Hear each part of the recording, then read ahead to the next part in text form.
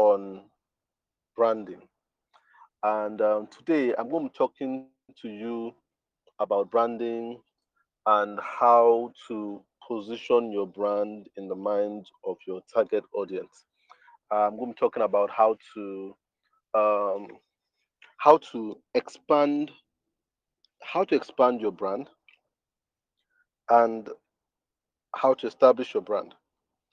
And I feel I want to start out by saying that I'm not here to talk about business.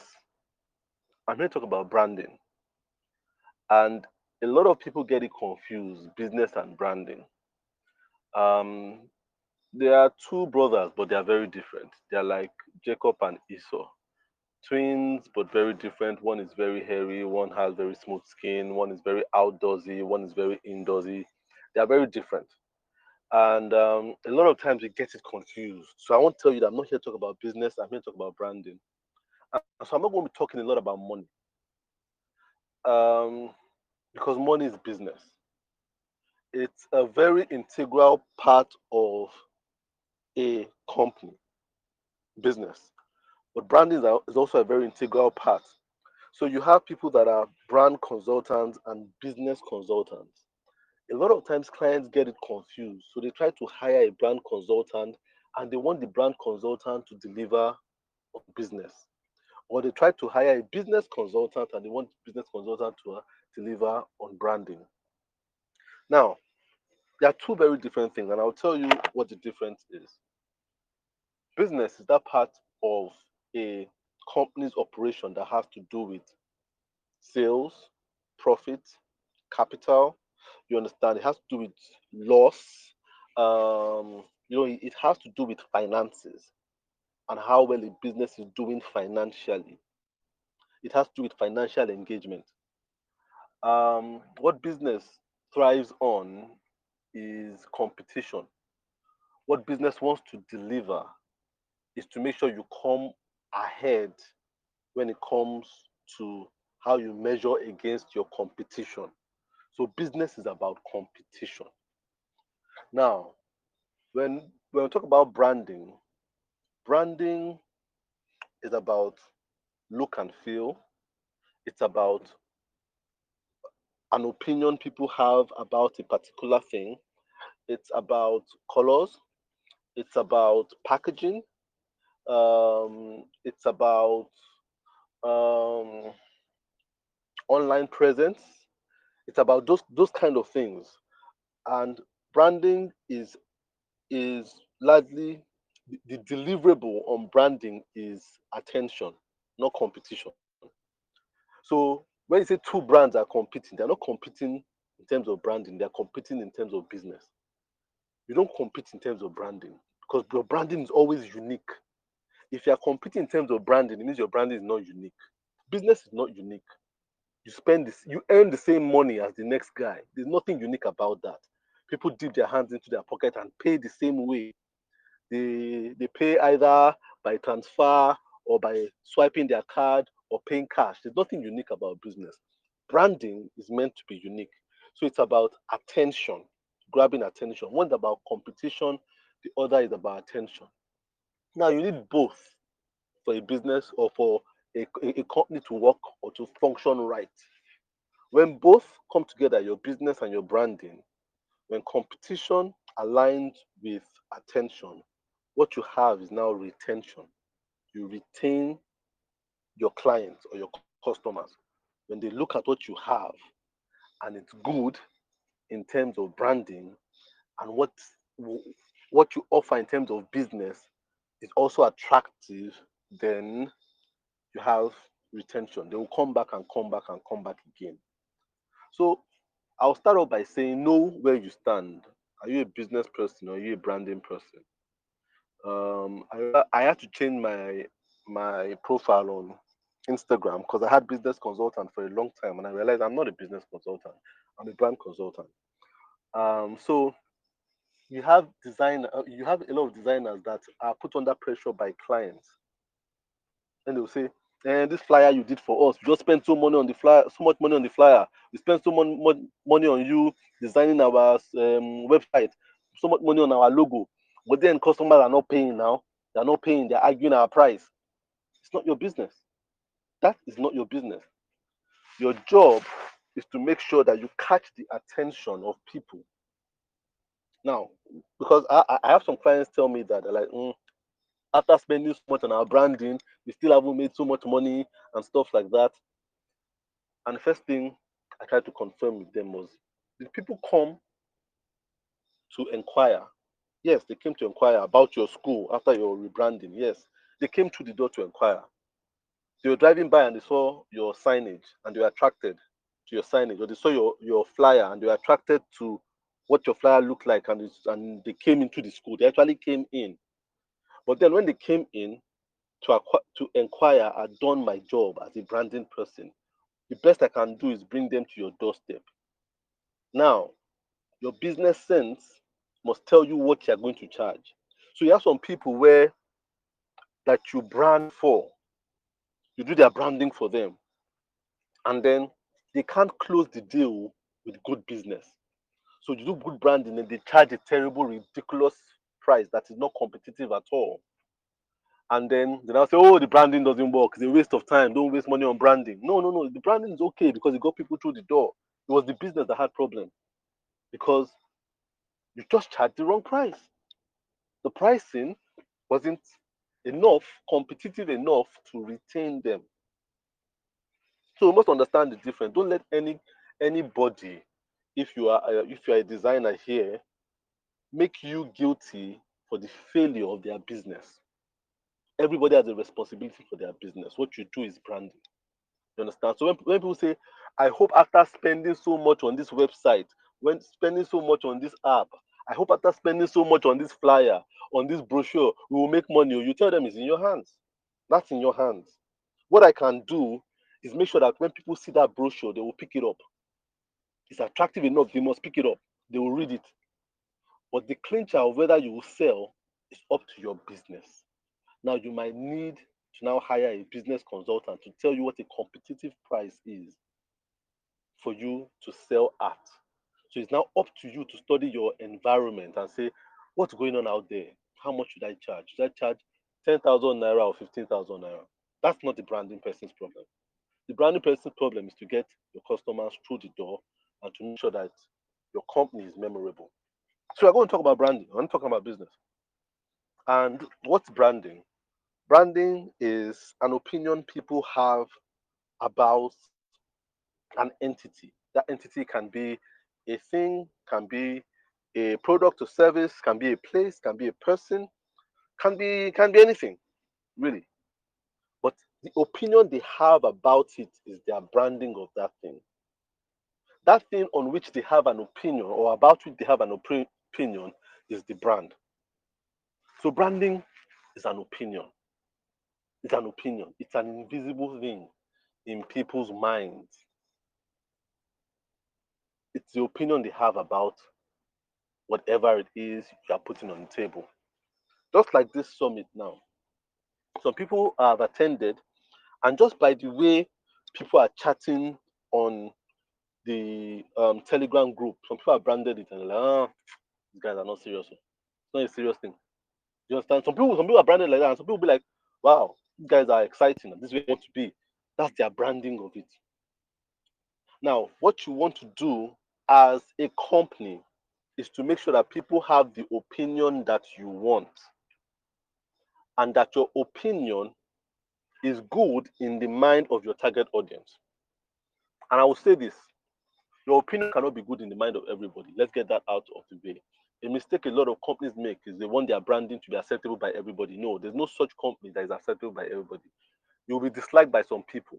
But as long as you're not disliked by your target audience, that's fine. A lot of people hate Coca-Cola, hate them, hate what they represent.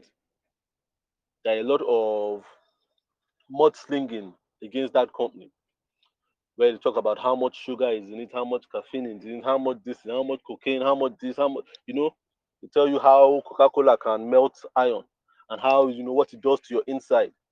Well, there might be some truth to it. Some of it might be propaganda, but the truth is that as long as it doesn't shake that rugged committed Coca-Cola drinker. Coca-Cola doesn't mind. They're not going to try to defend it. They're not going to try to shut it down.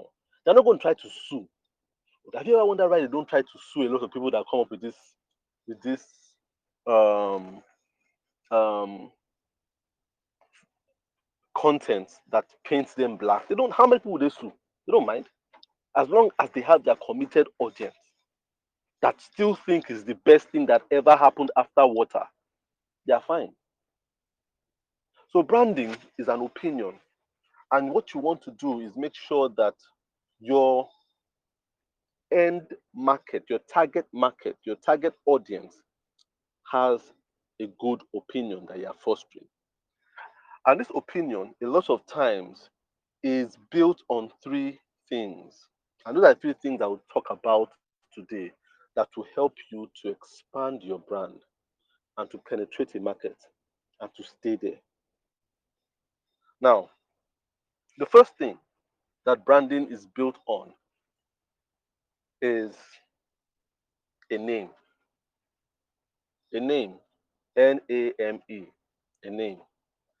Such an important part of branding. It's basic, but it's incredibly important. And it always amazes me how people approach naming so casually. They're so casual about their naming. I see people name their companies like they're naming their children, or they're naming their pet dog. Everybody feels they're an expert on naming. They feel like I can name now. I can name my company. I'm the one that named I named five of my children now, and they have great names. You understand? You just feel naming is something you can do. It's like how you name your profile on Netflix. I didn't contact anybody to come up with this real cool profile or to come up with my email address. Like I can name. Look, but what they don't understand is corporate naming is different from casual naming. And what I call casual naming is how you name your child, how you come up with cool nicknames for your friends or for yourself. It's very different because with that you are not selling. You are not selling. You are not trying to sell. It's different from corporate naming. And what I tell people is that naming is not emotional. Naming should never be emotional. You see, you can name your child and it's purely emotional to name your child. You can say, ah man, my grandfather died 2 months ago and my wife was about to give birth. And then she gave birth to a boy. And I want to name him after my grandfather. That's awesome. That's emotional. It's a good story. You don't name businesses like that. You don't name companies like that. You don't name like that. Don't name brands like that at all.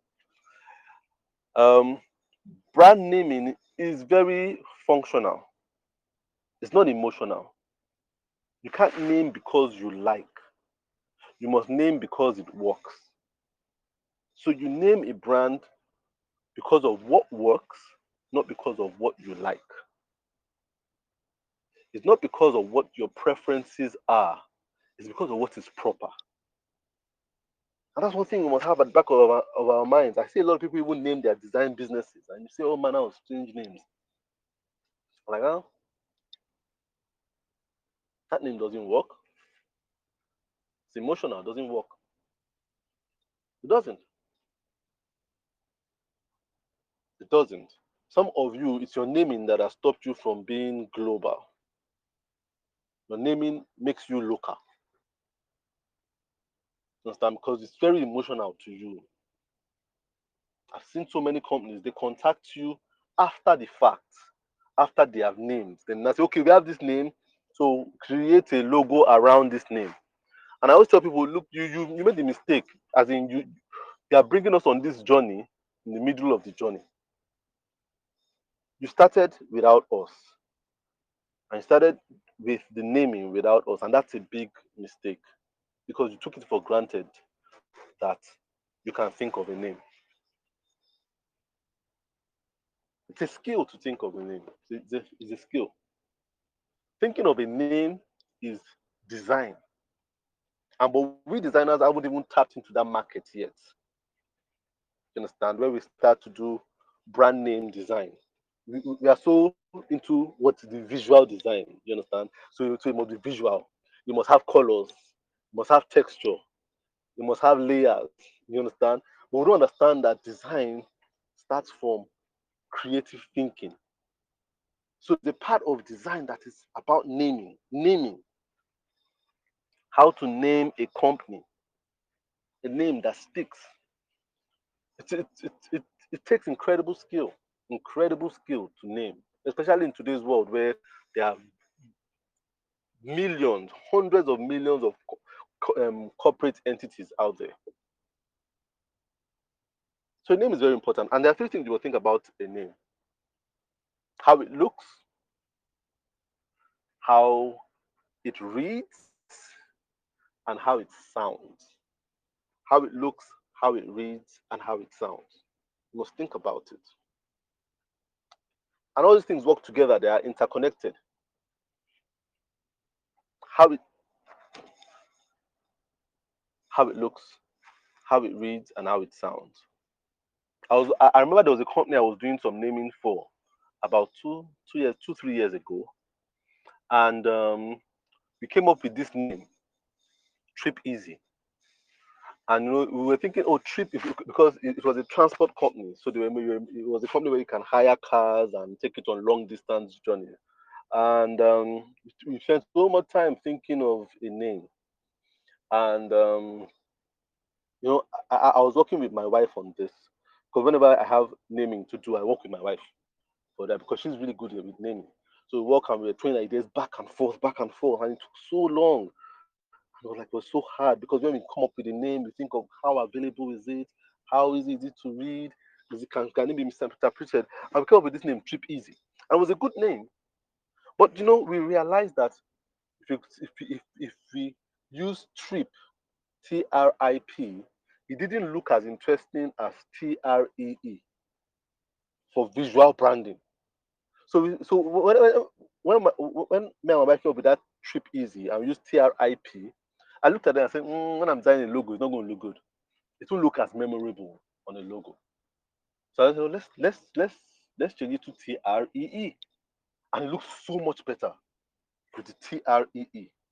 And that's how a name looks. Sometimes someone might just register a name, but you just realize that it doesn't look good enough. You understand? You look at the name and it looks so long and so hard to pronounce. That's why there's a difference between a 4 letter name brand and a 7 letter name brand. So a lot of difference in designing. There's a big difference between having a 4 letter name brand and designing with a 5 letter name brand. Big difference. And I realized that when you're designing with odd number letters, 5 against 4, I always go for odd numbers. Because when you have an odd number, you have a center in your design. Have you ever tried to design before and you have 4 letters and you want to put a crown on top of it and you don't know where to put the crown? You're just hovering over in between two alphabets. But when you have a 5 letter, you have one that is the center that you can do so much with. And that's why how a name looks is so important in branding. How it reads is so important. How it reads. And I'll give this example. There's an Australian company that you guys might be familiar with. We call it Milo in Nigeria. Milo is a chocolate beverage drink, and it started in Australia. It was founded in Australia. You know what Australians call it? Australians call it Milo. That's what they call it. Milo. My sister lives in Australia. So when they call it, when they say, well, man, you know what they call it? They call Milo here Milo. It's Milo they call it. So the people that started the thing is Milo they call it. Once he left the shores of Australia and landed in Nigeria, nobody was there to educate anybody. Nigeria just started calling it Milo. See, that small thing cost a company a lot. It might seem like a small mistake, but that that that break in communication, a lot of stuff lost in translation. So someone from saying, "Oh, do you have this? Are you selling this here?" And say, "Oh no, no, we don't have Milo here," and they lose clients based on that. Just that, just that small difference in how it's read is very important. Milo, Milo, two different products.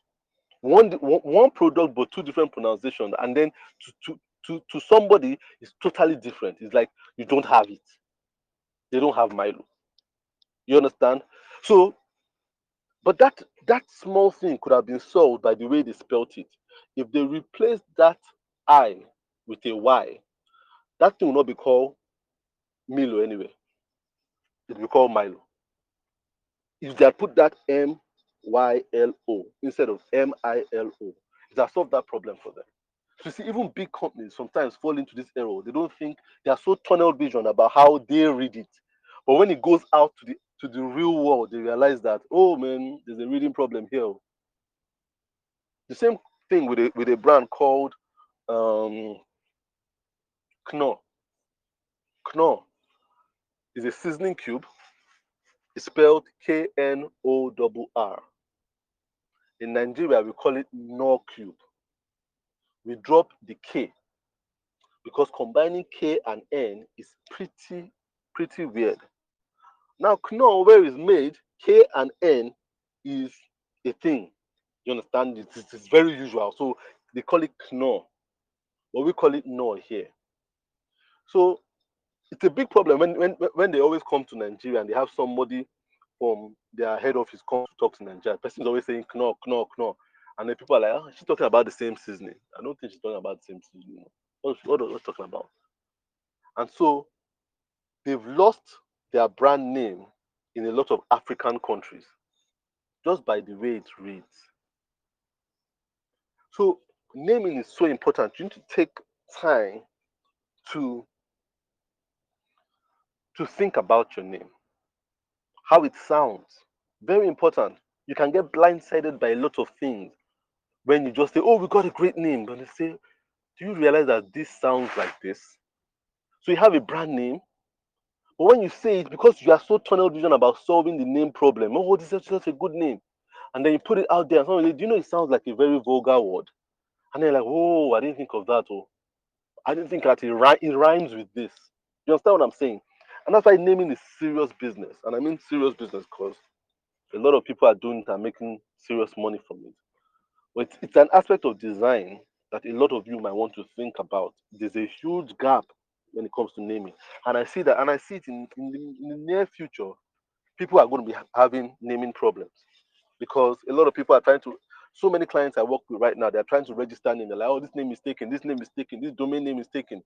So to come up with really unique names is a real problem. So there's a huge gap with that. I'm just putting that out there for anybody that feels they have a gift in naming. Because some people do have gifts. I worked with a guy once. He has an incredible gift with naming. Incredible gift. You understand? Just tell him, I have this company. We'll come up with one name. And it's a derived name. Not just a name, just comes with a name. And I'm like, wow, where did you get this? You know, when we came up with a name of a company called Plumical. And I'm like, where did you get that name from? Just says he sees names in his mind. So we're looking for a name for a product one. And I said, why did you use the name Plumical? And that name you use for the product in the long run. But it was such a unique name. There's so many names they came up with. You understand? So some people just have that gift. Some people have that gift. If you have that gift, it's something you want to tap into, and it's something you can get paid a lot of money for. So naming is very important in building and establishing your brand. A name can make people feel like they can trust you, and a name can make people feel like you can't really trust this product.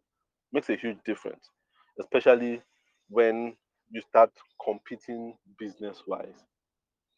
Um,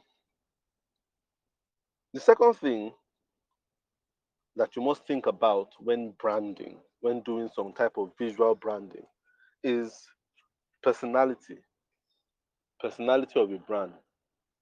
And I talk about this a lot when I'm teaching about branding, especially with designers and also with potential clients. This is something that we haven't thought about a lot, especially in Nigeria. Brand personality. So I see a lot of designers when they are given a brief, they design the name. They're always designing the name. So when you are given a brief of um, like I'm working with one of my mentees right now. Okay, we're doing kind of brand like design a brand a month thing, and so he's designing something for a company called Bluebird, And you see, when a lot of you, when you're giving that name Bluebird, the first thing you see is a lot of bluebirds, like Twitter, Twitter-like logos. Bluebird, Bluebird. But you see, that's not the first thing. You never design the name, you design the personality. The first thing you must know is what is Bluebird. So we must never be swayed by the name to say, oh, the name of the company is Bluebird, so there must be a bluebird in that logo. The name has solved it already. No, never. What you must think is, what is Bluebird? What's the personality? You always design for the personality of the brand. Every brand has a personality, just like I have a personality. Good News has a personality. Joshua Oluleye has a personality. Who else is here? There's Lucky has a personality. Everybody has personalities. You understand? That makes us unique. Now you must think of what's the personality of my brand. What's the personality of my brand? Either my brand or my client's brand. What's the personality? Is it a masculine brand? Is it a feminine brand? Is it an excited brand? Is it a calm brand? Is it young and innovative? Is it mature and classic? Is it mass appeal? Is it elite? You should think of all these things. Think of all these ways in which, or these containers in which you can put your brand. So your brand must be a person. You must imagine it as a person. It's a man in his 60s and he likes to wear like corporate attire every time. He's very corporate. He speaks with Queen's English. Or it's a young man. He's in his early 20s and likes to wear t-shirt and jeans and he likes to be very comfortable. He prioritizes his comfort over, you know, dressing corporately. You must think of a personality for a brand. And that's what you design for. The personality of the brand. That is what dictates your colors. That is what dictates your typeface. That is what dictates your language. So that's the difference between whether your email will start with good morning to your customers, or start with hello, or start with what's up. It's the personality. So you see, if you have a personality, you begin to understand what attracts your audience because the personality of your brand must fit into your target audience. So you have a lot of people, they design their brand, it has the personality of a 60-year-old retiree, and they want to sell it to teenagers. Can't work now. How does it work? There was one of my mentees that reached out to me 2 weeks ago, and he was like, okay, he had this really good idea he has started this thing where he's reaching out to sensitizing young people, especially in their teenage years, you know, to be on the right path. You understand? To have better values. And it's a really really good idea that he has. But then he was like, man, it just doesn't seem to be getting the engagement he wants. You understand? It's like it doesn't seem like if the people he wants to see are seeing him. So I told him, okay, send me your social media. Let me look at your social media account. Every social media account you have. So he sent them to me, and I looked at them.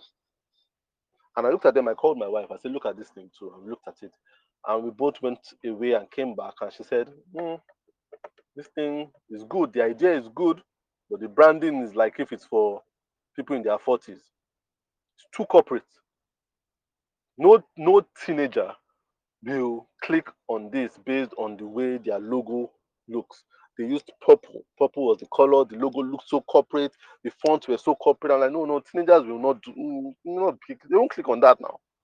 There's nothing daring, edgy, adventurous, exciting about this thing. The message is good, but the body is not right.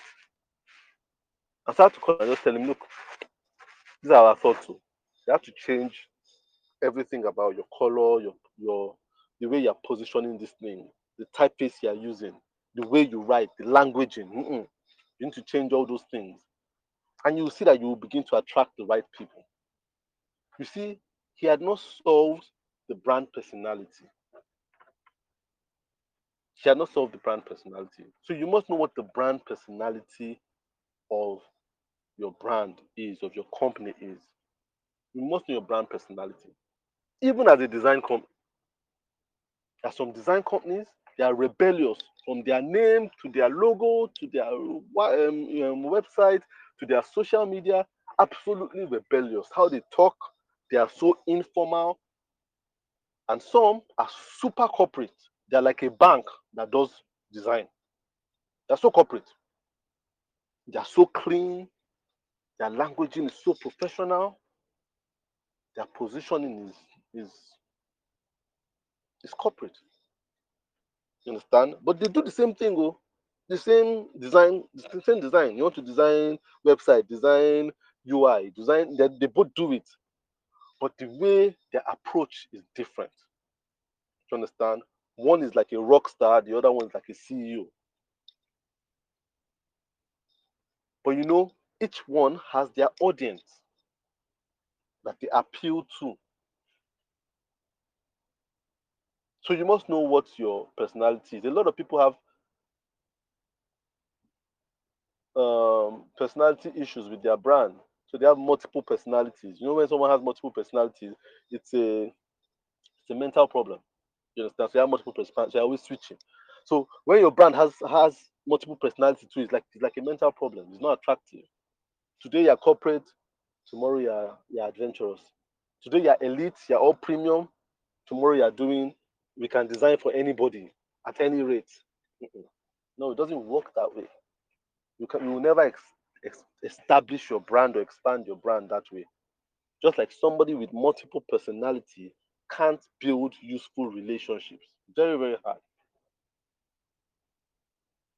So you need to understand brand personality. So first thing naming, second thing is your brand personality. Highly important. Now the third thing and the last thing I will talk about, and now there are so many things, but this I feel these three things are fundamental. You can do these three things, it will really set your brand apart. To set you apart. Now, the third thing I want to talk about is your visual language. Your visual language. Now we're talking about the more tangible things now. Your visual language. How how good your design is. How professional it looks. So I realize that there are a lot of designers who do great design for other people, but their own design is bad. They do like very ordered design for other people, but their own is a lot of disorder there. You know, it's just one of those things that happens. It's just like doctors don't take care of themselves, but they ask people to take care of themselves. So the doctor will say, make sure you sleep early, but doctor doesn't sleep till 3 a.m. You understand? So it happens with designers too. For me, it happens to me too. I'm so focused on other people that I don't pay attention to mine. Now, and I see a lot of designers, I see them do good logos for other people, but their logo isn't good. You understand? There's this pressure they feel when they are designing their own stuff, and I can totally understand. I felt that pressure when I was designing my own logo. But sometimes, you as a designer, sometimes you must have the maturity as designers to say, this is my stuff. I'm too close to this thing. I'm going to hire another designer who is not as close to do it. Now, doctors do this kind of thing. When a doctor's child has a problem, the mother doesn't do the operation. She's just too close, too emotionally attached. She can botch that thing very easily. Can't call the father to come and operate on the heart of his wife. No. Very few medical practitioners can pull it off. Your emotions will always get in the way. Just like we designers, very, very hard for us to design our own stuff. You linger on it and linger on it, never good enough. Sometimes you need to outsource it to your designer friend who is good. Let him design your logo. Because your visual language has to be good, especially if you are a creative. But if you're a company at all, your visual language must be good. Now, like, if you are here, you're not a designer, you just have a business or a company or a brand, and you're just listening to this because you want to know what to do, my advice for you is to work with a professional designer. Make sure you work with a professional designer. Too many people compromise their visual language because they are too tunnel vision on how good their product and their service is. So they're like, oh, my product is good. Doesn't matter what our packaging is, Jerry. As long as our product is good, by the time they eat it, they will know we are good. But before they eat it, think of what will make them eat it? Does that your label look good enough for anybody to feel like they can eat your stuff? Your ice cream label is looking like hair cream. I'm not going to taste the product first. I'm going to see that hair cream label first and say I can't put this in my mouth. So first of all, you need to work with a professional for your visual language. You need to work with a professional. Very important. If you need to save up money, save up money. You need to beg, beg, whatever it is, but just make sure you work with a professional. It's very important in today's day and age because products are not so different anymore. What differentiates products? Not so much anymore. The world is so big right now that it's so hard for any product differentiation by quality is so slim. Like, what's the difference between Coke and Pepsi? To be honest with you, what's the biggest difference? They really that much of a difference. Some people tell you they can tell the difference. I was watching the documentary the other day. What documentary was it? I've forgotten what it was. But then they were okay. There was a documentary on Netflix that says it's called Pepsi. Where is my jet? So a guy entered for a Pepsi competition or so and was meant to win a jet, and Pepsi never gave him the jet. So when they were doing the documentary, they're interviewing some people that work in the beverage industry. So they were either working for Coke or working for Pepsi. No, they were all working for Pepsi. Nobody was working for Coke. So they're interviewing people that were working in Pepsi to ask them why they didn't give the guy his jet. And before they interviewed anybody, they gave them two cups. One was Pepsi, one was Coke, and told them to drink. And they should guess which one is their product. And many of them messed it up. Many of them said Coke was Pepsi and Pepsi was Coke. And those were people that work at Pepsi. And that just tells you something. It doesn't tell you that they're not good at their job. No, it doesn't say anything about them. It says something about the world today. Their products are not so different. They're not so different. They're not so different. What differentiates people now is their visual branding. People are making decisions on what to buy, not by the quality of the stuff. Everybody has stepped up their game. Everybody has stepped up their game. You understand? Everybody that is doing anything globally has stepped up their game. Nobody is selling rubbish products to anybody. You understand? So what they're now doing is people are making decisions purely based on packaging, on a wrapper, on a tag. You understand? Those small things, that visual branding. What are people saying? I will buy this over this. Whenever I go to shop, there are too many. I want to buy peanut butter. There are too many peanut butter brands now. Everybody has stepped up their game. Which one do I buy? Which one? Too many conflicts. Everybody step up their game. So you now start looking. Which one has better design? Hmm. Based on the photography of this bowl, I'll buy this. Those small things. Because you realize in the inside, they are not so different. Not that different. You understand? So that's why your visual branding must be very good, especially as a designer. Everybody has stepped up. When I started doing design, man, I was way better than a lot of people in Abuja. By far, by far, by far better. I didn't even need a logo or a business card. Just see my work and compare it to other people. You know, this guy is good. This guy is the chairman. But now I don't know how you guys are even competing because everybody's kind of good now. Everybody that is serious is kind of good. When I see people design logos, I'm like, my goodness, these guys have stepped up. What is separating people is how they are packaging themselves. Do you understand? It's how they are packaging them. Everybody has stepped up. Everybody has stepped up their game. So what's your visual branding like? Your visual branding must be good because that is what people are making decisions on engagement. That's the yardstick by which people are engaging. It's your visual branding. So you must work with a professional for your visual branding. Another thing I want you to know is the beauty of visual branding is not the aesthetics of an item, but the consistency over a lot of items. Now that sounds like a lot to take in, so I'll break it down. The beauty of visual branding is not the aesthetics of an item like a logo. It's not how beautiful the logo is. It is how much you are consistent with the elements of the logo over all your brand collateral. Let me see if I can break that down any further. It is better to have an average looking logo, not particularly wow, but a logo that has a system or a guide that is consistent over your letterhead, your business card, your online presence, your social media, your t-shirt. You can see that there's something that joins all of them together that looks like they are part of the same family. So if your logo is purple, it might not be the most wow purple logo, but the way they're able to take the purple and some elements from the purple and put it in the business card. Then you put the business card beside the letterhead and it just looks like if they were torn from the same thing. Then you put the letterhead beside the envelope and you put the envelope beside the ID card and you put the ID card beside the t-shirt and the t-shirt beside the website. Everything just looks like if it's one giant puzzle put together. Is better than having one incredibly good logo and the business card, the logo is purple, the business card is orange, the letterhead is green, the social media, the prominent color there is blue. It's very disconnected, but they have an incredible logo. You see, that visual branding is not beautiful anymore.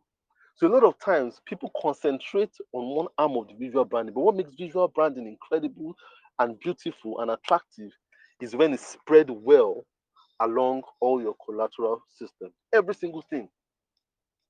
I remember the other day I was driving and I saw a guy wearing a brown t-shirt. I think it was brown and red. And immediately I knew it was Amstel Malta. The guy was coming towards me. There was no Amstel Malta on the front of the t-shirt. Nothing, no Amstel Malta. But immediately I just saw him coming. I said, it's an Amstel Malta t-shirt. The way they use this red and the way they use the brown, there's just something about it that just took me. It just looked like the Amstel Malta can, but there was no Amstel Malta on it. But I was too sure. And I told my daughter, I said, that's an Amstel Malta t-shirt. I said, Dad, how do you know that? I said, because it looks like Amstel Malta. Something about it. I said, Daddy, you can't tell, Daddy. And we drove past the guy, and we saw his back, one giant Amstel Malta logo at the back. And my dad was like, how do you know that was an Amstel Malta? I said, because from the front, the way they used the colors just reminded me about the can too much. It was just everything was just it just had the essence of Amstel Malta. And that was the first time I could actually really tell a brand without seeing the logo, and I was like, that's just beautiful. I am not the biggest fan of the Amstel Malta logo. It doesn't stand out to me, but that branding from the can to the T-shirt was just incredible for me. That's what great visual branding is. It is not one element that is beautiful. It is one beautiful thing that spreads across all the elements. That's what your visual branding should be. So when you're working with a client, you make sure that you have a guide for them. A guide. If you are a website person, let the client show you their brand guide first. Don't start any website without looking at their brand guide. Let everything. A good brand guide should be able to say how you use the colors and stuff like that. All those things, visual branding is very important. A lot of times we do visual branding in a very emotional way. So you see one brand use like 7 fonts over 3 months in their communication. For this stuff, this post on Instagram, they use one font. For another post, they use another font. For another post, they're like, oh no. It should never be that way. That's not beautiful visual branding. Beautiful visual branding is For every time we're advertising, our header is always this font. Our address is always written in this font. When we want to give discount or sales or stuff, it's always written in this font at this font size. All those things is what makes people realize that you are intentional about your branding. That's the intentionality in branding. That's what it makes a brand look global. Every time we do our business card, for business cards, the name of our staff is always written in this font. A lot of people are not intentional about that. Anything designer wants to use, they're not consistent. You must be consistent. I see a lot of banks. Banks are very good with that. I really admire banks because they are very good with their visual branding. You understand? Everything just goes into from everything from their business cards to their to the tags for their tellers to their line arcs, everything. But you see, when we leave banks, we don't see it in a lot of other people don't do it. They don't do it. They just like design a good logo for me. No, no, no. Your visual language, your visual language coherent. Must be coherent. It cannot sound like Yoruba today, then sound like Chinese tomorrow. It must be coherent. You see, sometimes the client doesn't even know they are noticing these things. It is accumulatively, it's the compound effect of these things that the client just say, there's something about these guys and I just don't know. They just look professional. The branding just looks professional. They can't say it. They're like, when you ask them what does their logo look like, the logo is okay, not too interesting, but they just look nice. That's the branding that is working. Some people they have one incredible logo, one incredible website, but then everything is detached at the end of the day. So I'll do a recap before I end my talk. First things first, branding and business, two different things. Know which one you are focusing on. Second thing, you are focusing on branding. There are three very basic, integral things that you must focus on. Name, very important. Remember, naming is not emotional, highly functional. It's not about what you like, it's about what works. You understand? It's not about the colors you like, it's about the colors that work. And that's when we go on to personality. Personality is what is the if this thing were a human, what kind of human would it look like? And that dictates your colors. You understand? So if you're like, oh, we're an elite brand, then you got to think of what colors convey the personality of being elite. You can't just choose your colors. It can't be emotional. Oh, I like yellow. Okay, you like it. That's good. But then what works for you is black. So you need to like black every time you're going to work. You understand? You need to like black. Forget about your like for yellow. When you get home, you continue liking yellow, but you need to like black. That's why I like footballers. Very professional people sometimes before they break their contracts. They will sign for any club. The other day I saw Messi wearing a pink shirt. I don't think that guy likes pink. The club was wearing pink, baby pink. A grown-up man wearing baby pink. But he doesn't care. Doesn't care whether it's personal. It's just the professional. Whether look, they don't care. You can't say I won't play for Manchester United because they're wearing red. No, no, no, no, no. You will love red every time you go to work. Go red, red, red. Red become as long as you are signed for that club, red becomes your best color. So you leave, then you go to Inter and then blue will become your best color. Then go to Real and white becomes your best color. That's professionalism. Those guys are highly professional. You understand? That's what it is. So it's not about what you like, it's about what works. It's about what works in terms of your brand personality. If you look at Real Madrid, they are called the Galacticos. You see? And that means they're stars. They're stars. That's why they wear white. That white is not the our logo. No, no, no, no, no, no. That name informs the color of their their uniform. That white means they're like stars in the galaxy. That's what they are. You understand? So you see, with your branding, you cannot be emotional. It's highly functional, highly. So personality must be functional. And then we'll come to your visual language, which I just spoke about. Always work with a professional. Even as a designer, yes, you are a bad guy designer, but designing your own stuff is hard. Call your guy that is good. Just tell him, guy, I, I don't know how to work on my stuff, man. Can you work on it for me? Work on it for me. I'm too close to this thing. Work on it for me. Saves you time. And sometimes, you just can't design I've seen too many designers that have rubbish designs for their own companies, but they have great stuff for other people. So for that one project, be mature and humble enough to work with somebody. Let someone work. Just say, work on my stuff. How much will you collect? You understand? And this doesn't collect anything. It's all good. But that's how it is. Barbers do it. A lot of barbers do it. They cut people's hair. They can't cut their own hair. So they look at the guy and this guy cuts well. Oh. Guy, can you cut my hair after cutting this guy's hair? You know you're good, oh, but you can't cut it well. It's in your own head. You can't see the back well. So you call your guy who is good, who can see your back well, and let him do it well for you. So how about those three things? When you have all those three things work together, it helps you to be able to position your brand well, and it helps you to be able to expand your brand and establish yourself as a global brand eventually. So yeah, it's 8 o'clock. I think I can take some time for some questions. I think next 20 to 30 minutes if you do have questions. Well, thank you for having me talk to you tonight. Wow, wow, Jesus Christ. That was beautiful. That was awesome. That was fire. Hey, that was wonderful, sir. I believe we all had a lot of a lot of questions because right now this is like changing and shaking our mentality about branding. This is like different stuff, something different, something you've not heard before.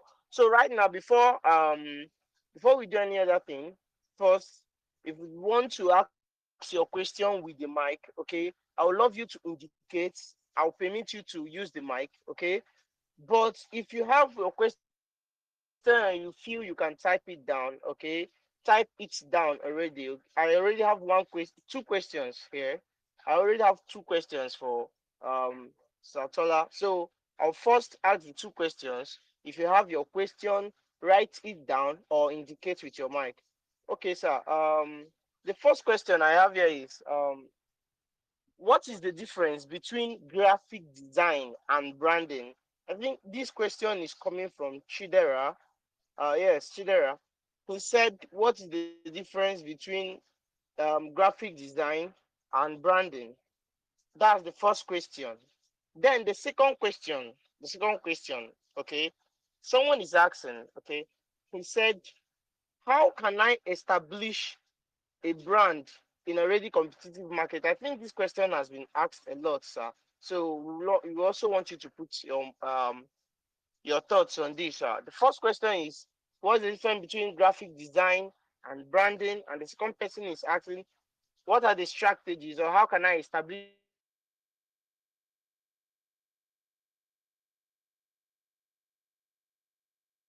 my brand in an already competitive market? Thank you, sir. All right, can I go ahead and answer those questions?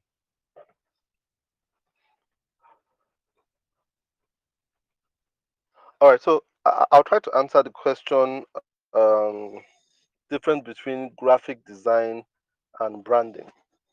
Now, um, graphic design is an art. Branding is, as I said initially, is an opinion. Graphic design is tangible. Branding is not always tangible. So graphic design is a tool you use in branding, but not every time. You understand? It's not every time. So when you are naming a brand, it's not you don't employ any graphic design in naming a brand per se. But then when you are doing like visual languaging in terms of creating collateral, designing merchandise, then you are doing graphic design. So the way it works is that graphic design is like a city within a country called branding. Branding is so big. You understand? So there's visual branding, there's non-visual branding. So branding can be anything. Branding can be how something smells.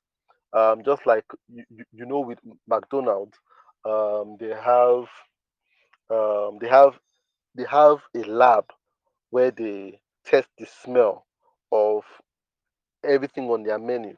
So they generate a particular smell for their food, so that when you smell it, you know there's McDonald's somewhere. So it's very intentional that that smell is McDonald's. So if you are in Nigeria, you smell a McDonald's or the food from a McDonald's, it takes you back to where you come from, whether in the US or in the UK. That smell must be consistent. It's part of their branding. You understand? But there's no graphic design employed in that. But you can see in the packaging of um, their their the containers for their chips, for their burgers, for their drinks. There's graphic design in that. So graphic design is a very crucial element in branding, but it's not in the entirety of branding. So I hope that answers that question. Um, The second question, I think the second question was, how do you stand out in a competitive market? Um, and that's a good question. And as I said earlier, it comes down to your branding and your business. Your branding and your business. And this is where your branding is what gets people's attention. And this is where, with your branding, you must be intentional. And, I really feel no matter how big or competitive a market is, there's always that gap for you. A small gap. You understand? There's always a small gap. And when I say small, it doesn't mean like if I don't mean small as in insufficient. I mean small as in something that someone always misses out. That's what I mean. So going into a business is very important to be able sometimes if you're going into it with a strategic mind to be able to spot gaps. You understand? So you set up a company or a business or establish a brand because you can see a gap. You understand? So that's the strategic way of looking at it. Some people are gap spotters, they can spot gaps. But even when you cannot spot a gap, there are some times whereby it's just internal expression, just like I love to do this thing, I would want to do this thing for the rest of my life. You see, that in itself is a gap that you're feeling. And I'll explain this way. The fact that you know what you love and what you like to do with your life, what you enjoy doing, people take it for granted. I don't, my wife said I stop putting percentages on stuff. So I might not put percentage, but I'll put a percentage because that's who I am. But I'll tell you that 70% of the people in the world don't know what they love and are not doing what they enjoy. So it's a massive gap. It's a 70% gap. That you know what you love and you know what you enjoy, then do it. You're already feeling a gap. You understand? Because a lot of people are not doing stuff they love and they don't enjoy what they do. Never take it for granted that you are doing what you love and you enjoy what you are doing. A lot of people don't do what they love. So when you go into it that way, it doesn't matter how crowded that market is. You'll be surprised how many people that are in that crowded market are only doing it because their sister was doing it and she's making a lot of money. Because they heard that there's a lot of money there. How many people are doing UX design today that don't care anything about UX or UI design? They're just doing it because some guy on Twitter said he makes $20,000 a minute. That is what people are doing it for now. Because someone called me last week, I think on Thursday, early in the morning, the first call I got said, sir, what do you think about UX design? I want to sign up for a UX course. The first thing that came to my mind, I said, this guy, but guy, you're a quantity surveyor now. The guy said, yes, now, but someone just called to had the discussion with someone yesterday. Said that he makes $70K a month from UX design. No, he didn't tell me that he makes it. He says someone told him that he heard that people make $70K a month from UX. I said, is that person making that money? He said no, but he heard it. I said, so are you interested in UX design? He said, not really, but I can if they're making 70K, wherever the money is. I'm like, well, if you feel that way, then go ahead and do it. But I can guarantee you, not everybody that does UX makes $70K a month. And I spoke to you last week, and you told me you wanted to establish a go-to QS company. But now you want to tell me, you see, that's how people are. A lot of people are not doing what they love. A lot of people are not doing what they like. A lot of people are not doing what they enjoy. So you might as well just do it. You do it.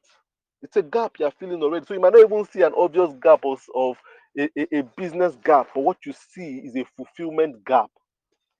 The guy that does what he does and is fulfilled about it will always stand out over the person that does it just to make a buck. Trust me.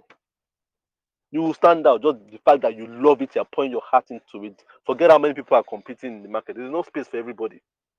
That even if everybody were passionate, there's enough space for every single person. So we must not have that mentality that how would I in a market that no, there's so much space. I don't think you understand the power of the universe. And that's how God works for every single thing. You know how big our galaxy is? You know how big it is? It's incredibly big. As big as the sun is how many times bigger than the earth? There's still another sun that is like 7 times bigger than that sun in that galaxy, and it's containing everybody. That's how God works. That's the modus operandi. That's the same way he works with success too. As you are cornering one market, there's space for somebody else to come and corner the market 2 times more than you. And there's enough space for someone to come and corner that same market 5 times more than that other person. You understand? So there's never a gap because there are too many people.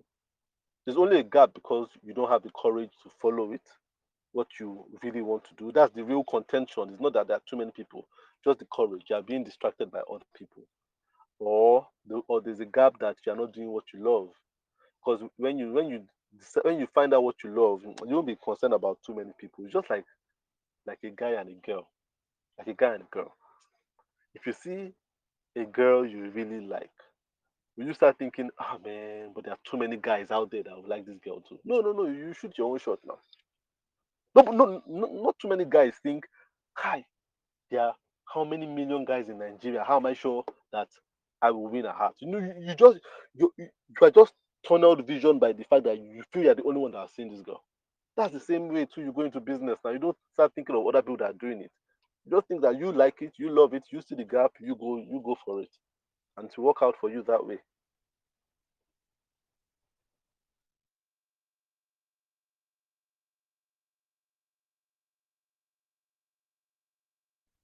Okay. Thank you very much, sir. So I have another question here, and also I think someone indicated to ask the question. Let me know. Okay. Prince Will Okoji. Yeah, Prince fine. Will Okoji. Okay. Okay. You will speak first, then Cool Kelvin will speak next. Before I take the last question or the next question, you have the mic, and please be brief. We don't really have much time. Yeah, yeah, Okay, yeah. okay. Because I think I might only be able to take those 3 questions. So Principal, Kelvin, I don't know who the last person would be, but so Principal, let's go straight to your question. Okay. Good evening, everyone, and Mr. T. Thanks very much. I really appreciate. This you talked about branding as a professional.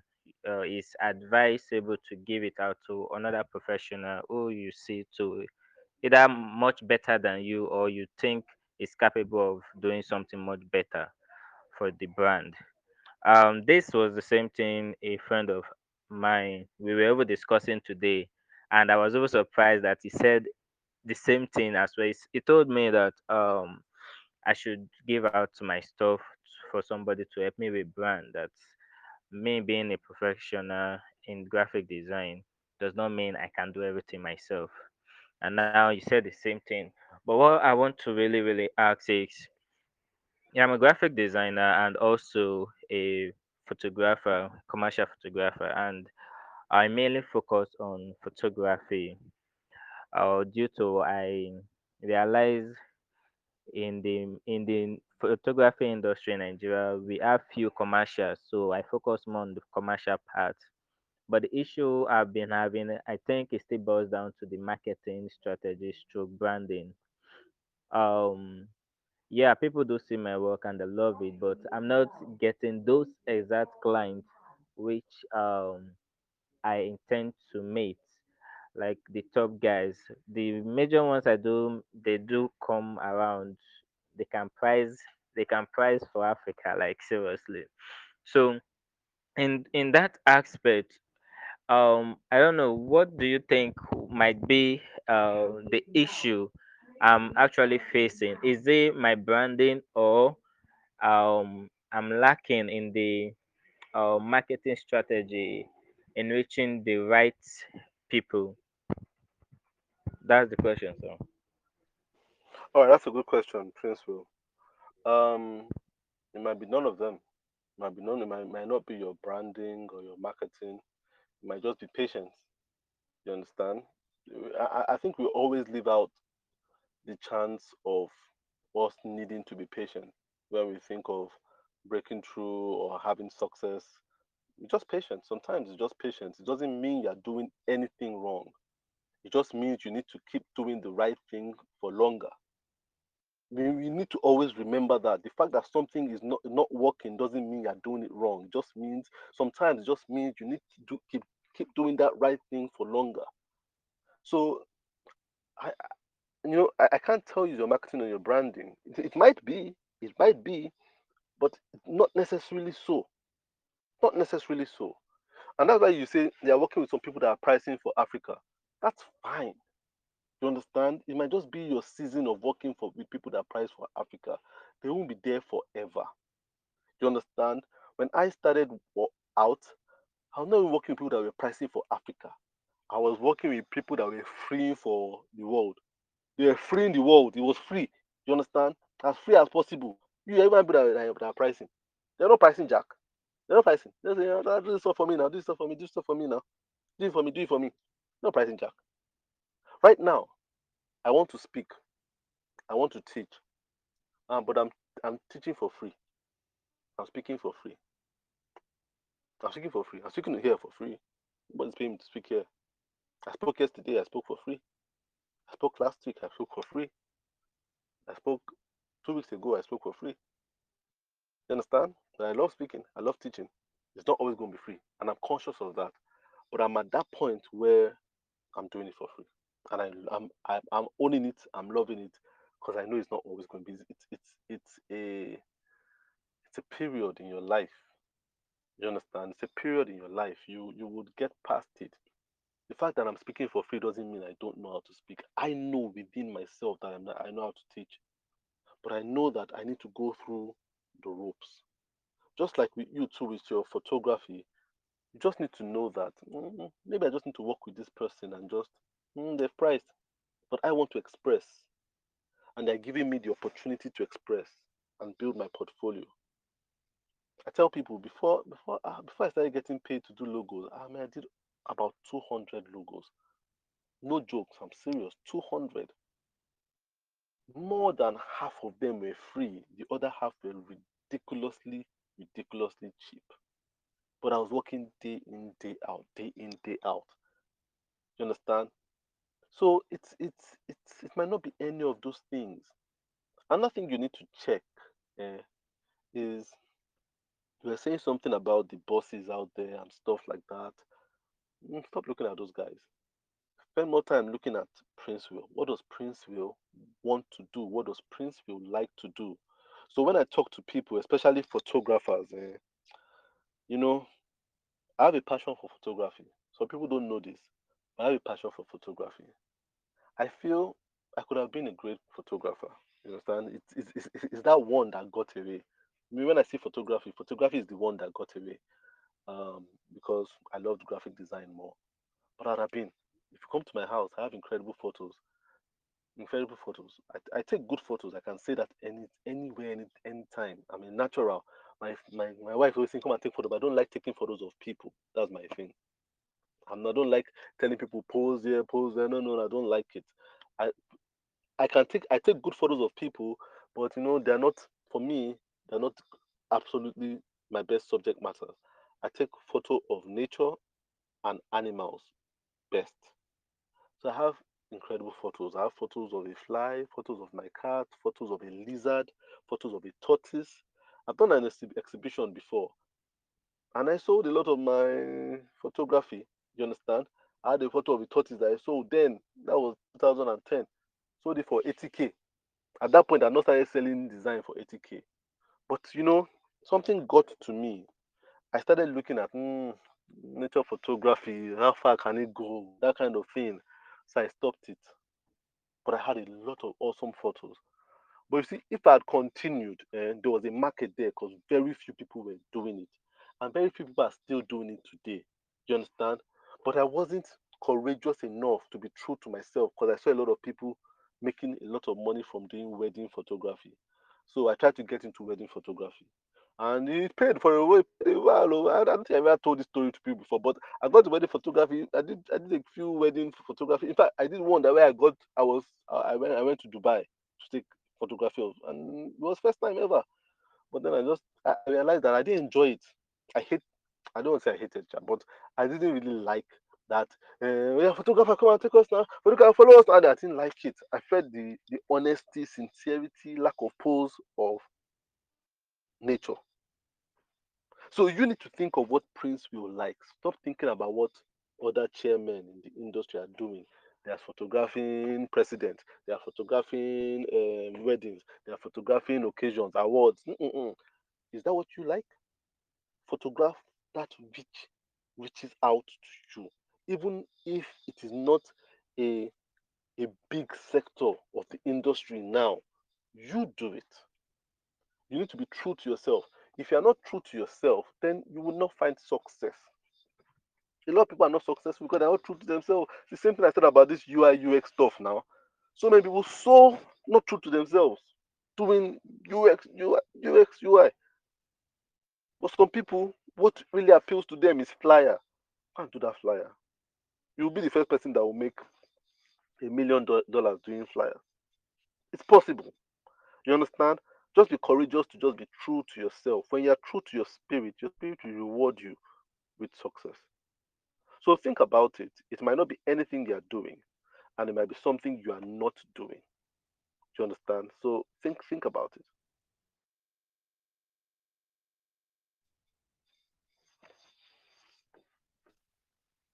Wow, wow, wow, Jesus Christ. That was amazing. Thank you very much, sir. Thank you very much, sir.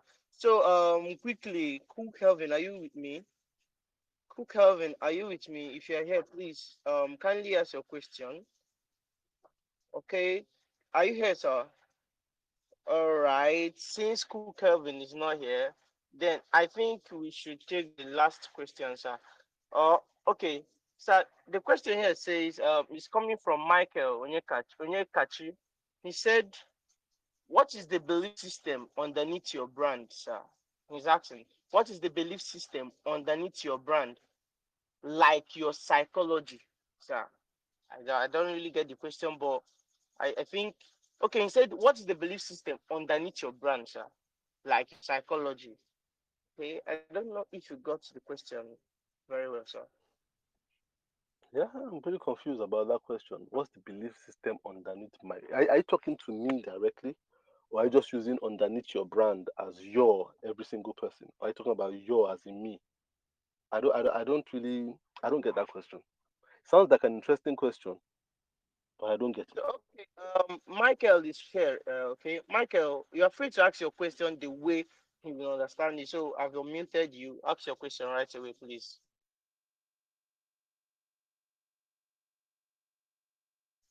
Hello, Michael. Michael, you are listening right now, and I've unmuted you. So I don't know if you can hear me. If you can, unmute your mic and ask your question, please. Okay. Good evening, sir. Good evening, everyone. Hi, Michael. Mm, I'm Michael Onekachi, a brand designer.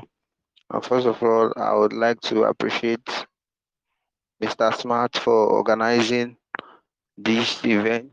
And I would also like to appreciate the speakers from day one till now. I've been blessed, per se, even if it's not a spiritual gathering, but I've been blessed with the insight that I've gotten from this event. My question is, at times, during my journey as a brand designer, I kind of like get confused in the direct way to follow. Okay, my question there is, what is your belief system underneath your brand? Like the brand you own, your own brand, sir. Can you hear me, sir? Yes, I can hear you. Go ahead. Okay, your philosophy, your belief system beneath your own brand, the brand you are running currently, sir. Okay. All right. All More right. like, Okay. okay. All right. I get your question. I get your question. Now, what was my philosophy behind my brand? And I think I spoke about this about 2 weeks ago on the Twitter space. My philosophy to my work, not just to my well, I said to my brand too. So because my brand is basically a personal brand, my life right now is one statement, and that is to know yourself and to blossom. And that means being true to myself at all times. True to myself. Know yourself and blossom. I did that. I did an artwork like that many years ago, and that has been like my north star in making decisions and knowing what I know yourself and blossom. Is this you? Is this true to you, your values, Tola? Is it true to your passion? Is this true to your preferences? Is this true to you understand to you as a person? Know yourself and blossom. So I know what I like, what I don't like. I know what drives me, what doesn't drive me. You understand? I know what motivates me, what doesn't motivate me. And so you must be able to know yourself. Like I was telling Prince Will just now, like you must be true to yourself. If you had, that's the biggest reward you can give yourself. When you give yourself what you want, that's self empathy. A lot of times we talk about empathy, but we always talk about empathy going out, but we hardly talk about empathy going in. So we talk about empathy towards other people, but a lot of us are not empathetic towards ourselves. And that must come first. To say you love your neighbor just like you love yourself. So you must love yourself first before you love your neighbor. So for me, I always think of what I love to do. And once I stop loving to do it, I stop it. Sometimes it's a hard stop, sometimes a gradual stop, but I stop it. I remember when I started, when I got into design, at first I was doing web and I loved doing web. Then I stopped enjoying it and I just stopped it. Just stop, hard stop. That was very hard. And just pressing the brake. Just stopped it. And everybody that called me afterwards, everyone that called me afterwards, I just told them I don't do it anymore. That's as hard as it was. And it was very hard for some people to accept. But I just said I can't spend a minute longer doing what I don't love. I cannot. You understand? I can't spend a minute longer doing what I don't love. And so we must be empathetic to ourselves to that degree where you are able to do things that align with your personal values and you know not just as a matter of doing what you love because that can be a bit immature, but doing things that align with your personal values. So that's even stronger than what you love. Because sometimes you do some things you don't love it, but because it aligns with your personal values, you rather do it over what you don't love. So I'll put it this way now. Like for me, I remember like some months ago, I realized that drinking Coke or Fanta used to give me um heartburn. And the day I just detected that that's what gives me, I can just wake up in the night having heartburn. I just told my wife, I'm not taking this thing anymore. I'm not taking Coke or Fanta or any of those things anymore. And my wife was like, okay, that's cool. I don't think she's take it anymore. But then maybe for a while she thought, no, maybe we'll take. So she tried offering me some days later. I said, man, I'm not taking it again. So like, but okay, let's just finish the ones in the fridge. I said, no. That's all. That's the end. I'm done with this. I'm not taking it again. And since then, I'm not taking it again. Never taking it again. And I intend never to take it again. You understand? Never. So for me, I still see it as something. Oh, I will really enjoy taking a cold bottle of Coke right now. But personal values, my health over what I enjoy doing, I'm not taking that stuff again. And that's the same thing too. If I'm working with a client that makes me feel low, a client that insults me, that batters my esteem, immediately I just decide that this person is battering my esteem. I'm not working with them again. So some clients you see, Mr. Tola is very stubborn. Some clients tell you, if you work with that guy is stubborn. I'm not stubborn, I'm just very protective of my values. So somebody I just tell them, I ain't working again. I'm not working on this thing again. End of project. Send me your bank account. I'm sending your money back to you. They will beg, beg, beg. I will not do it again. I just they'll just say, well, if you apologize, you beg. No, I'm not doing it again. You understand?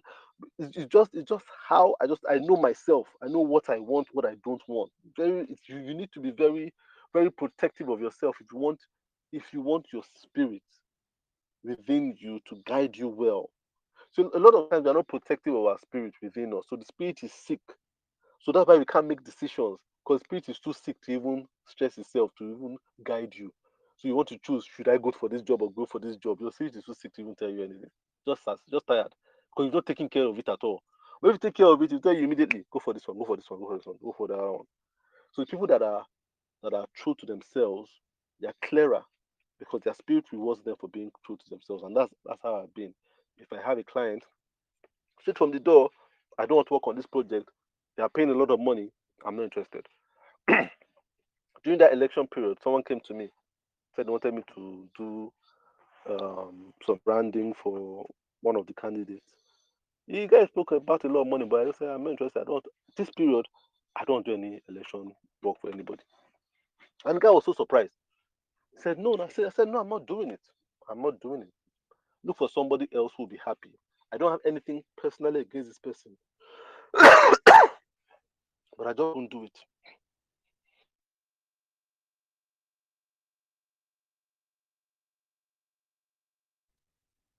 Okay, thank you very much, sir. Thank you very much for that answer. Are you back with me, sir?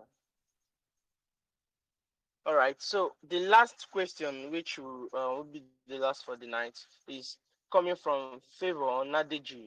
Sorry if I didn't get the name correctly, please. Um, my question is, how do I convince clients to see branding in the professional way? And sir, I think I should I this is a very unique question because recently I was talking about it in my status, how that a lot of clients have been confused by what is real and what is not real, what is professional and what is not professional. I recently had an encounter with one of my clients who insisted on getting a 3D design. I didn't take the job. I explained, but at the end, the person went their way. So I think, if I'm correct, that's where the angle this person is coming from. How do I convince clients on seeing branding in a professional way? She said in that professional way. I mean, when you were talking about professional branding. So she's asking, how do I convince my client to see branding in that professional way? Thank you very much, sir. Um, that's a good question. How do you convince people to see branding in a professional way? I think, first of all, you don't convince anybody to see anything. You don't have the power to convince anybody to see anything. So we need to stop being in the convincing business. A lot of times we stay too long in this convincing business. So we're trying to convince a client to see something the way we want them to see it. 1 minute, please. All right. So we need to stop convincing. Don't convince anybody. Just present your way. And what I mean is,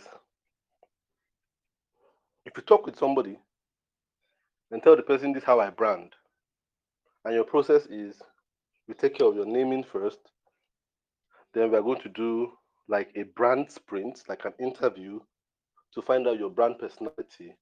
After which we will now do your visual branding, and it will take us 6 weeks to do it. And the person says, no, no, no, no, no, no, no. It's not just design. Not just design.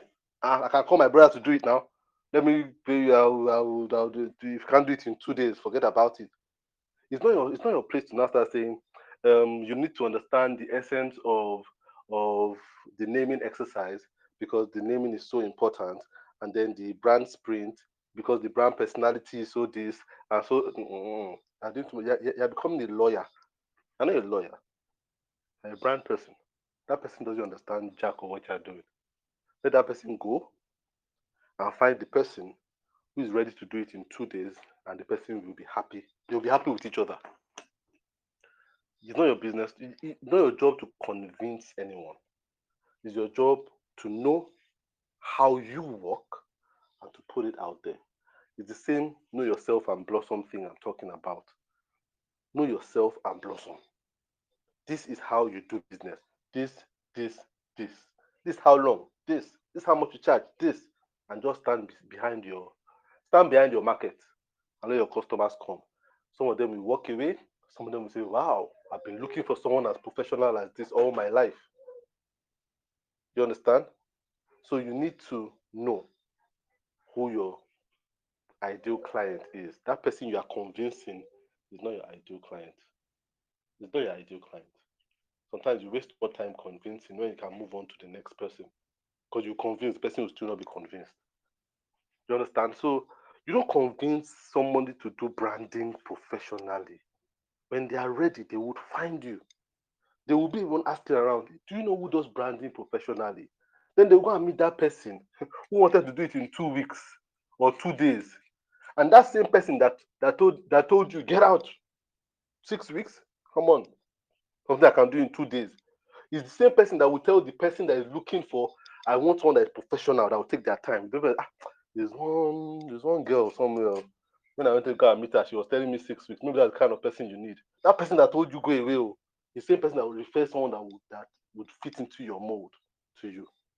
But if you do it in that 2 days, hmm, when that person comes asking for who does it professional, that person will tell the other person, I don't know anybody that is that professional. All the people I know, there's 2 days they take. You understand what I'm saying? If you are true to yourself, the energy will attract. The problem is that we're not willing to be patient. Number one. Number two, we're not willing to be broke. That art of being broke has been lost in today's, and we're losing out so much. The fact that you don't want to be broke today is keeping some of us broke for the rest of our life. You have to be willing to be broke. Those people that are willing to stay broke till the right person comes that normally cash out at the end of the day. But people that are just willing to, I need to survive, I need to survive, I need to survive. You've got to be surviving. For the next 5, 10 years, they are surviving. They are still earning very little. You understand? But those people that are willing to wait, wait, wait, wait, those are the people that win in the long run. So you're not in the business of convincing. You convince yourself that professional branding is worth doing and stick with your conviction. Conviction. Convince yourself. That's the only person that needs convincing. You convince yourself that it's worth waiting for. Then you realize it's always say, we do our own, we want our own branding done in 2 days, and we don't believe branding should be cost anything less than more than 5K. Just tell them, okay, sorry, we can't work together. We don't we don't have the same values concerning this thing, but it's all right. That's fine.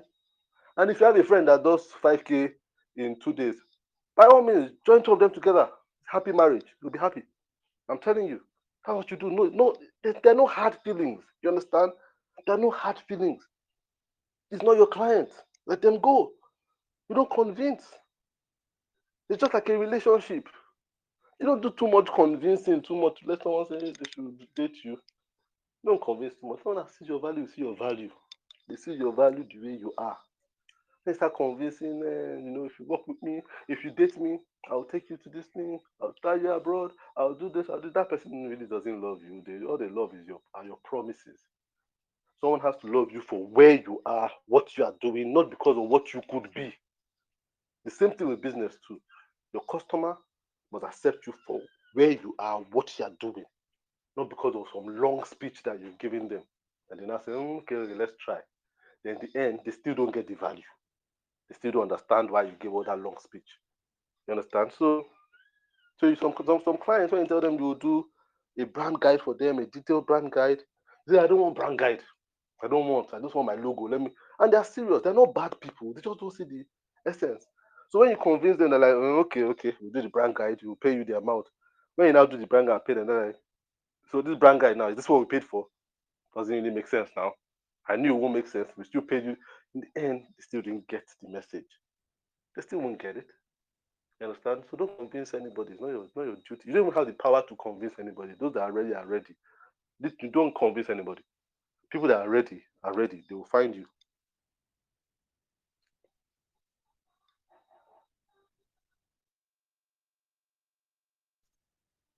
Oh Jesus. Ugh.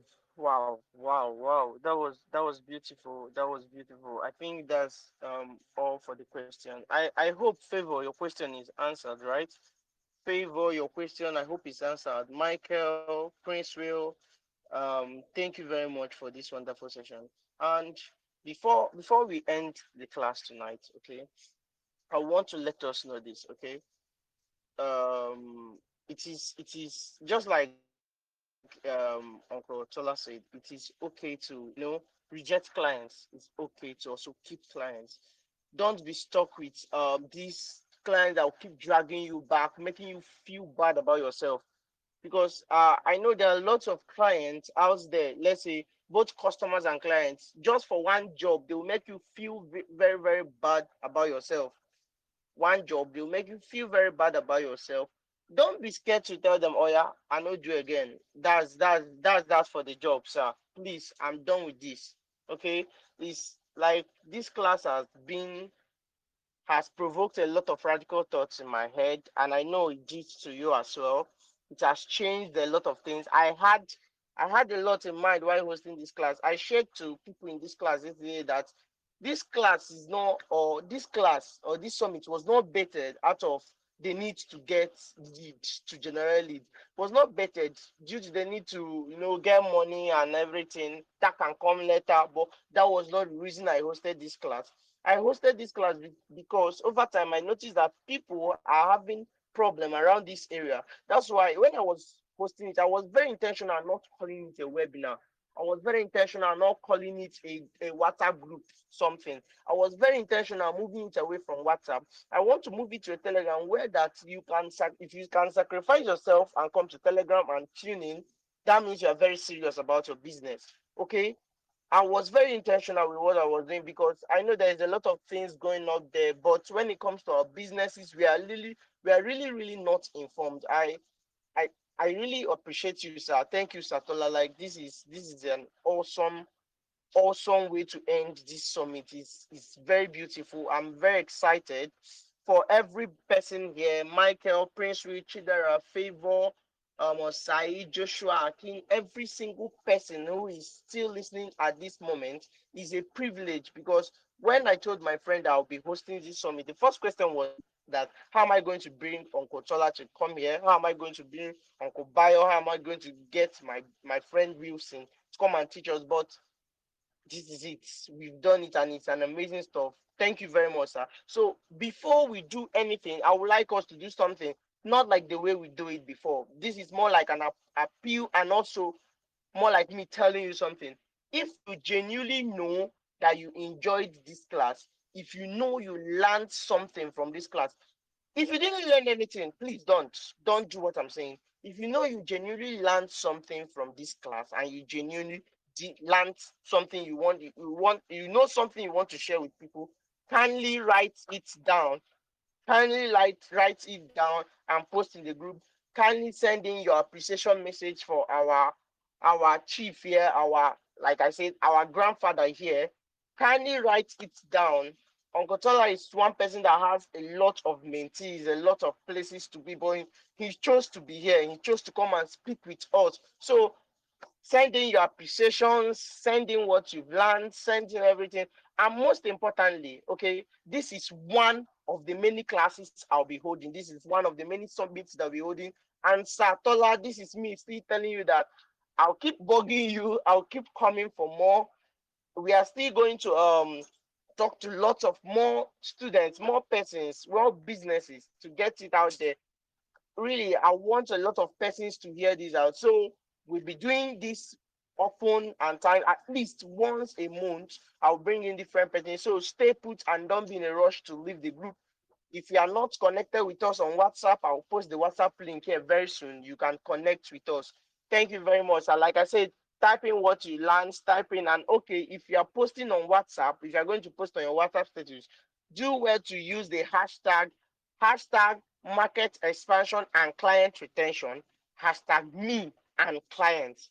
I say again, I don't know if Michael is here. Please help me write it in the group. Hashtag market expansion and client retention, hashtag me and my client or me and clients. Anything you learned, if you're sharing it, put the hashtag. Let's get more people to this group. Thank you, sir. Thank you very much. It's a privilege and it's an honor. And this class was recorded, and I'm so excited because I'll be listening to this often. Okay, thank you very much for all those who have spent their time here. Thank you very much. As I expect to read your wonderful test, your wonderful appreciation, have a wonderful night. Okay. Thank you very much. I remain your host, Smart Creatives. Some people know me as Smart Me, so that's also my name. But my brand is Smart Creatives, and thank you for allowing me to be your host. And you'll be hearing more from me. You'll be hearing from me often as I'll be checking in every single person here. Thank you very much. Thank you very much. I don't know if you have something to say. If you want to get his contact, do well and get to me, or you can also relate to him. And if you stayed up to this moment, there is something that happened yesterday. So Uncle Bayo finally released his the link to his files, just like when Wilson was teaching yesterday. He spoke about Uncle Bayo's files, where you can get know more about brand assets, brand guide, how to submit your visual brand identity job to your clients, how to submit your brand stuff, how to like more like assistance to walk you through your logo design process, your visual identity as a business, how your branding should look like. So Uncle Oluwatobi Bayo, yes, Oluwatobi, yes, I'm correct, ba? Yes, Oluwatobi Bayo David.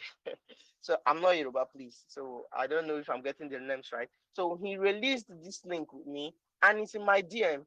So I don't know if you are very interested. I don't like giving things out for free anyhow. But if you're interested, I will send it to you. I'm not charging you a dime. It is not my thing. But I will not post it in this Telegram at the moment. If you're interested to get this, please send me a DM. Please send me a DM or indicate in the WhatsApp group chat if you want to get this. How brand guide, brand asset as a business, how your branding should look like. This is a Google link packed up with over hundreds of his logo designs and logo presentations. If you want to get this, send me a message on WhatsApp or indicate in the WhatsApp group. I'll be sharing the link there for free. I'm not charging anybody. Thank you very much. And I will also be sharing the group chat here. I'll be sharing the group chat here for WhatsApp group chat. You can join in from there. Please send in your beautiful words. Thank you, Osai. Thank you, Remos. Thank you, Josh. Thank you, David. Thank you, Michael. For every single person who has sent in a word of encouragement, a beautiful word. Thank you here. Oh, thank you very much. And remember to post on your WhatsApp status. Do have a great night. Okay. Do have a beautiful night. It's a privilege having you around. Thank you very much and have a good night. It was really an amazing event. Thank you very much.